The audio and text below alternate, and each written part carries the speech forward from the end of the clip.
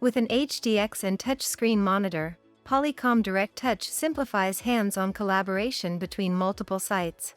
Your touchscreen can be connected to the HDX with a USB and DVI cable or an HDMI connection. Once connected, simply tap twice on the touchscreen to engage the Real Presence whiteboard software.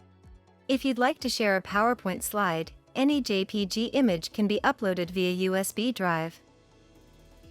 Once the drive is loaded, you can view your slides from the slide sorter and make annotations where appropriate. Annotations can be made with a stylus or your finger. You'll have a variety of pen colors to choose from, as well as the color of the space you choose as your background. Polycom Direct Touch also allows you the flexibility to erase single annotations or the entire board with the touch of a button. If you'd like to draw attention to a certain detail on your slide, you can do so with this arrow that will be visible to all conference participants on both the local and remote sides.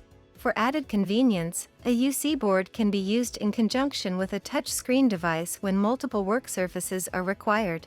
For example, you may be teaching at a podium when you ask a student in the room to come up and solve a problem.